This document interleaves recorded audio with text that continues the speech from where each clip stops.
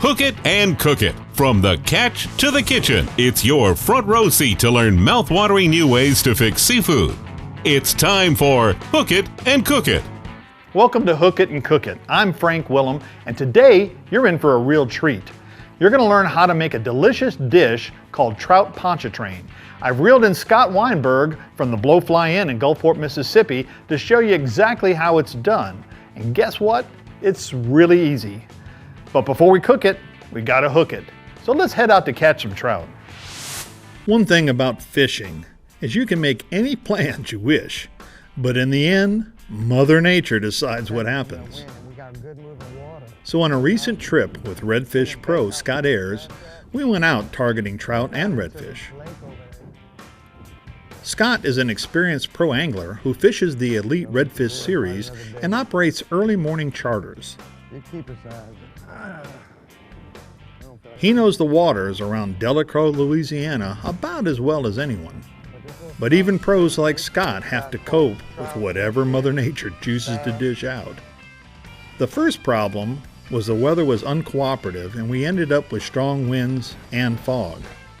So we adapted and focused on fishing around crab pot floats in the marshes. Trout and redfish both love blue crabs and tend to feed on them this time of year. So it made perfect sense to fish for them in those areas favored by the crabs. Well, that's a good fish. And it worked. Yeah, we're talking about him. Look, there he is. There he is. On cast after cast, Scott was hooked up. Only problem was he wanted redfish and we were catching speckled trout, not the redfish he was targeting. Of course, trout is exactly what I wanted. But speckled trout are great game fish and fight hard, making them a lot of fun to catch on light tackle. This is your average size Delacroix trout this time of year. Perfect fry size, good color. Being flexible, we played into what Mother Nature had chosen. And while it wasn't his target species, there were plenty of them. Oh, that's a good fish. That's a good fish.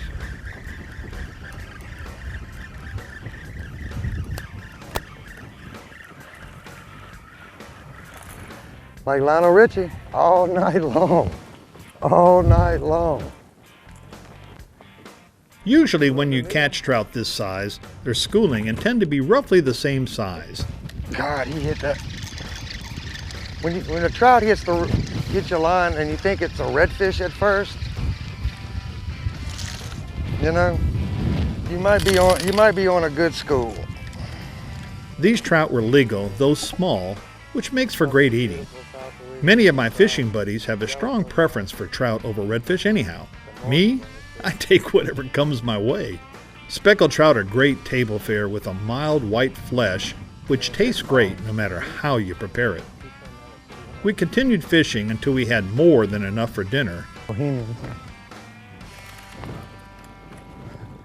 Then it was time to cook them. Well, that was a fun trip. It's always fun catching the big one. And now that we've hooked it, it's time to cook it. When we come back, we're headed to the Lynn Meadows Discovery Center kitchen to show you how to make trout pontchartrain. And here's a hint, there's pasta and wine involved. People eat with their eyes as much as their mouths, so you want it to look pretty and you want it to taste good. Welcome back to Hook It and Cook It. I'm your host, Frank Willem. We just pulled in a nice trout, now it's time to put it in the skillet.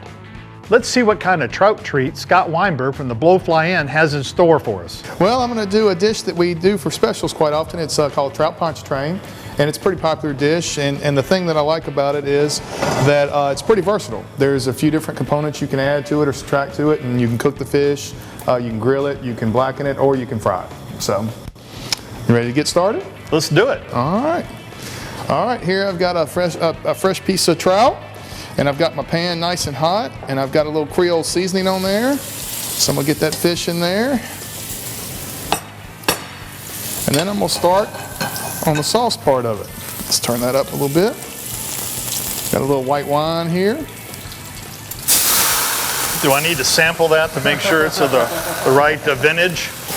Yeah, it's a nice vintage. You know, we like to cook with a nice Chardonnay. And what is that you just added? That's a little melted butter. And I'm gonna put a little more wine here. So we got wine and melted butter going there. We're gonna get our shrimp in there. I got about 1/3 of a pound of shrimp in there. Now I'm gonna add just a little bit of Creole seasoning for flavor. Now, can you tell us what's in that Creole seasoning, Scott? That's the one recipe I won't give away, Frank. So, you know, it's a company secret. It's the secret to a lot of our dishes. So now I'm going to add about a little over a cup of mushrooms. And we're just going to let that saute because those two take the longest to cook. I'm going to check this fish out here. Now, what's on the fish there? That's our Creole seasoning. What's the recipe for that? I don't think I can tell you that. So I'm just going to flip that. And there you're getting that nice bronze on there. How long do you normally, at home, how long do people normally cook the fish like that? You know, it's about maybe 3 minutes on each side, depending on the thickness of the fillet. If it was a lemon fish, it would take a little longer, because that's a little thicker fillet.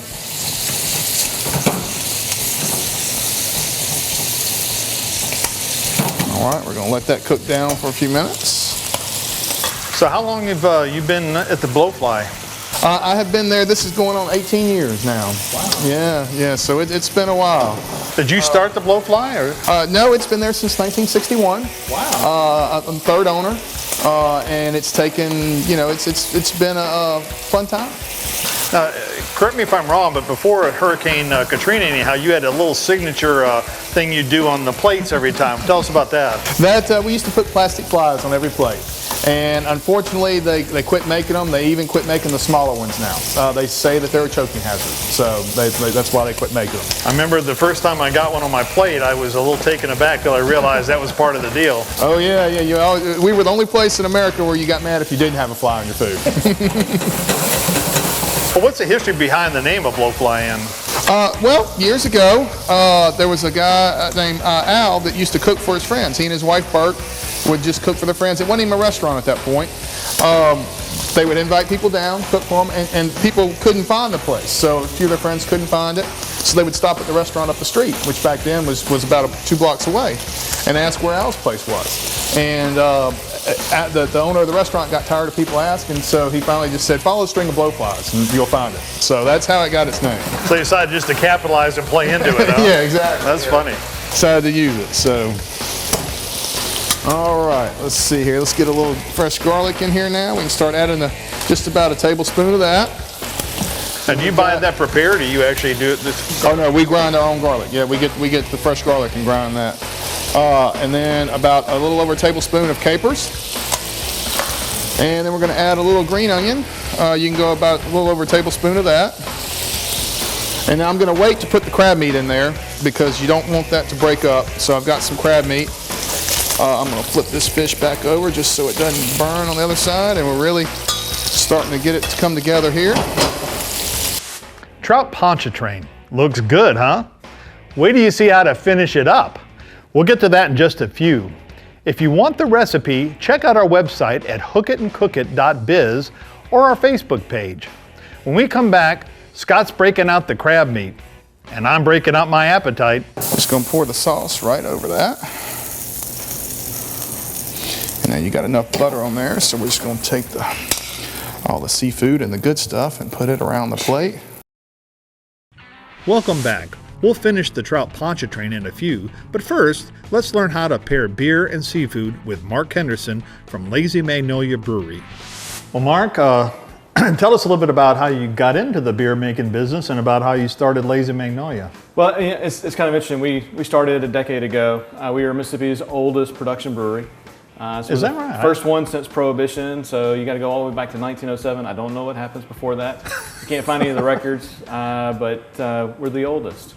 And we got started the way a lot of people get started. We were home brewers, and we had a lot of fun, and we loved good beer, and we had traveled lots of places and had lots of good things. And then you come home and you go, where is it?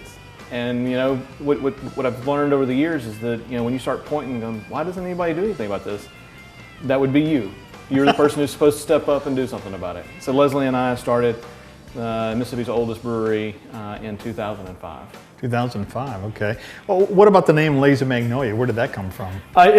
We live on the banks of the Jordan River in Kiel, Mississippi.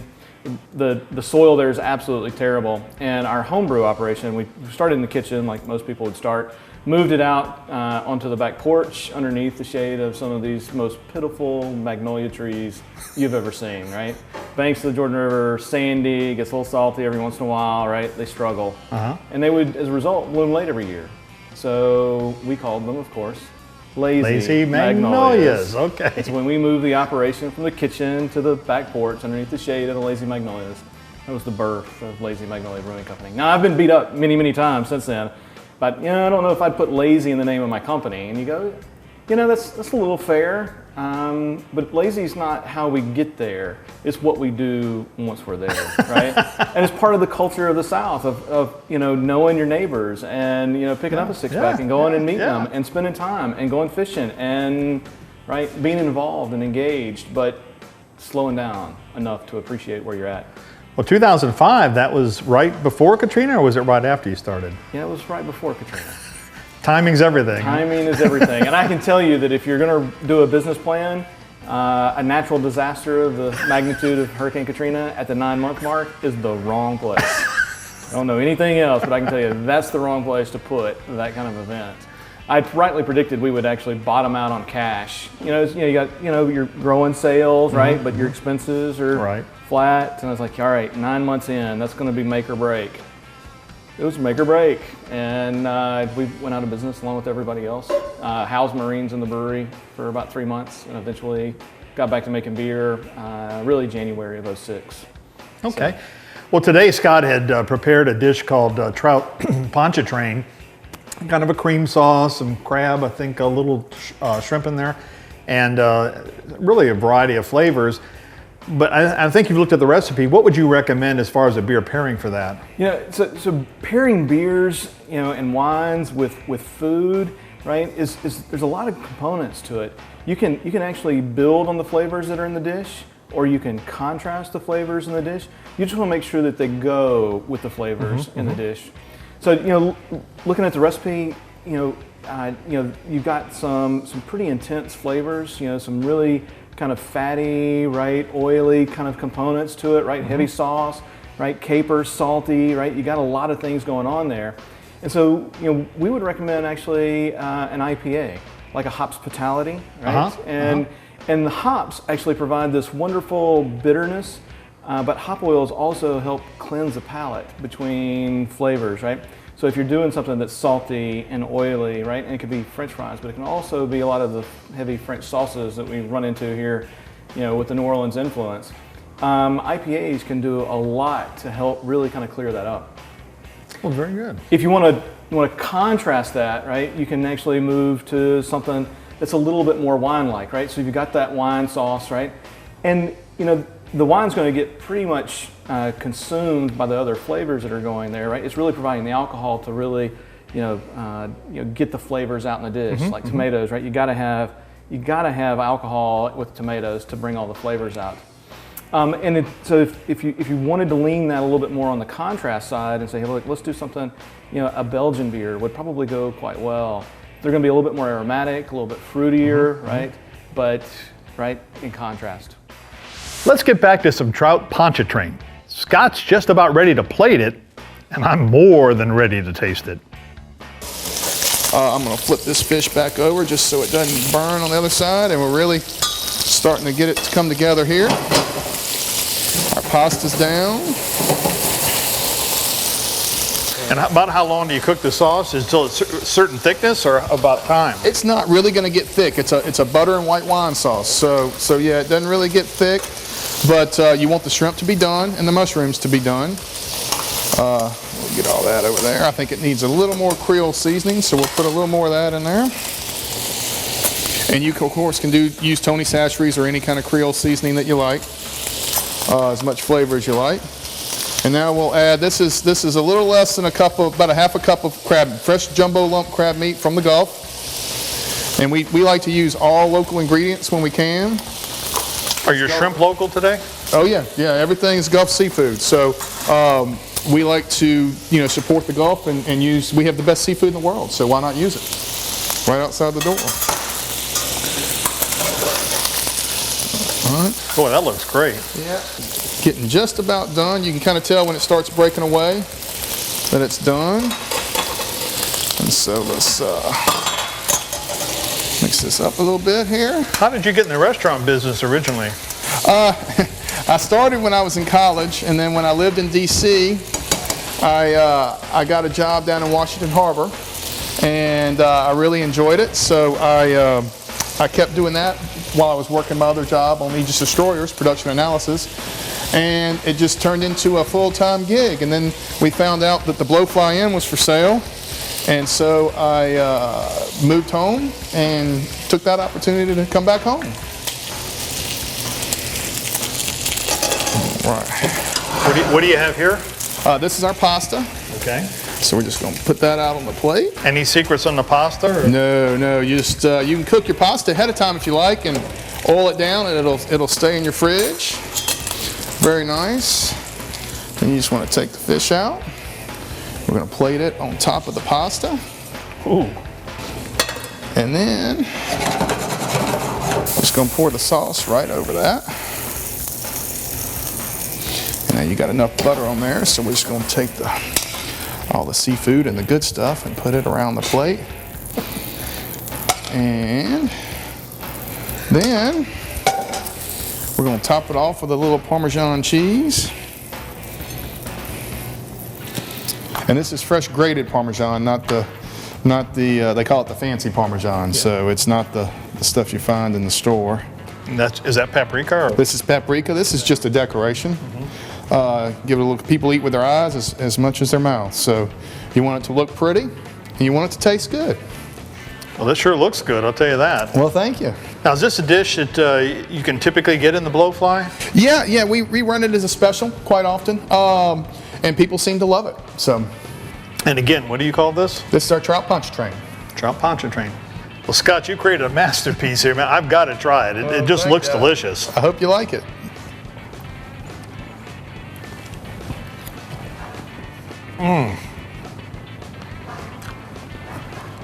That is incredible. Well, thank you. I've eaten a lot at the Blowfly Inn, but I have to tell you, that's as good as anything I've ever had there. It's just an excellent dish. Well, thank you. We try. You did good. And another reason to come down to the Blowfly Inn is a masterpiece like that. Well, Scott, I'd just like to thank you for coming here and cooking up this masterpiece. You did a wonderful job, and I can't wait to see what you're going to cook up next for us. All right, well, thank you. I look forward to coming back. We'll have you back, that's for sure, after this. Well, thank you. That Trout Pontchartrain dish was fantastic. The Lynn Meadows kitchen smells so good when Scott was cooking. And speaking of the Lynn Meadows Discovery Center, we're going to take you on a tour when we return. The Lynn Meadows Discovery Center in Gulfport, Mississippi was so kind to let us use their kitchen today. Let's take a tour of the museum that's for all ages. Here's Executive Director Cindy DeFrancis to tell us all about it. Lynn Meadows Discovery Center was started in 1998, and we were the first children's museum in the state of Mississippi. Our mission is to inspire children and families to interact in educational, hands-on, interactive setting right here in all of these wonderful exhibits that we have for all of our families and children.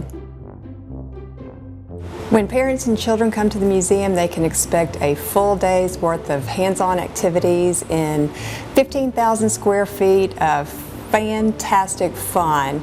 They will encounter a super colossal climbing structure. They will encounter tree houses out on our beautiful property. They will encounter a fantastic shrimp boat right here, along with the shrimp net and the fishing net, as well as a supermarket upstairs. We have lots of hands-on interactive activities where parents and children can spend the day together learning and laughing and having a great day. Our museum is a top-rated museum, and we are in the top 50 nationally recognized children's museums in the nation. Thanks for joining us today on Hook It and Cook It. And we'd like to thank Scott Weinberg from the Blowfly Inn for cooking up another one of his specialties. And we'd also like to thank the Lynn Meadows Discovery Center for the use of their kitchen. Join us next time on Hook It and Cook It.